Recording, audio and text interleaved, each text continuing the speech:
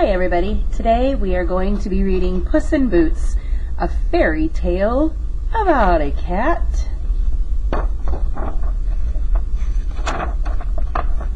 Once upon a time there lived a miller and his 3 sons. When the miller died, he left the mill to his eldest son, his donkey to the middle son, and his cat to the youngest son. The youngest son was of course unhappy with this, until the cat spoke to him. "Do not worry, young master. Fetch me some boots and a sack. Everything will be all right." The youngest son did as the cat asked. Puss went off to the forest and captured a rabbit in the sack.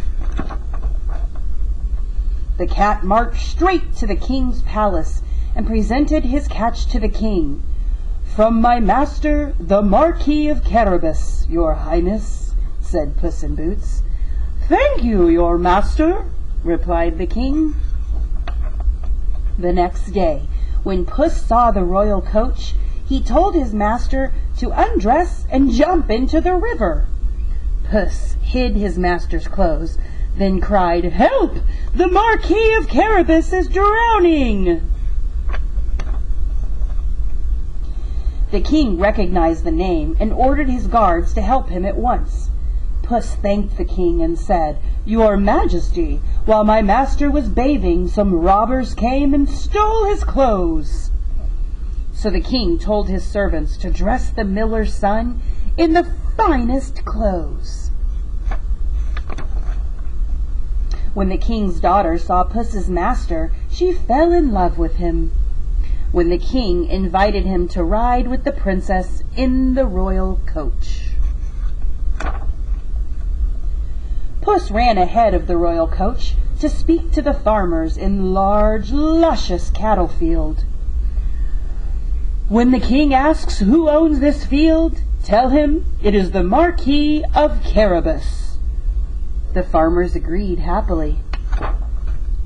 Next, Puss ran ahead to the castle of the giant.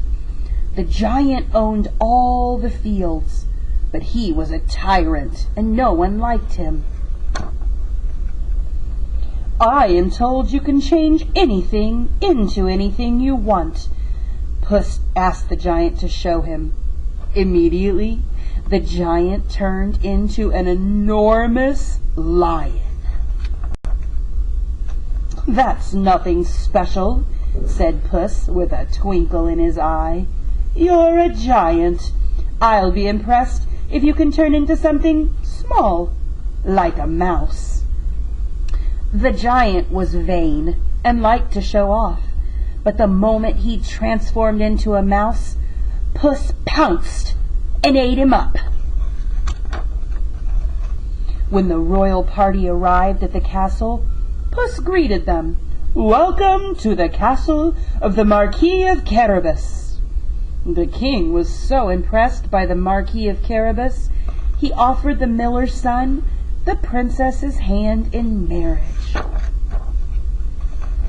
The miller's son and the princess lived happily ever after, of course, with no small thanks to that clever cat, Puss in Boots, who lived alongside the miller's son in the castle, and he was treated like a prince from that day on.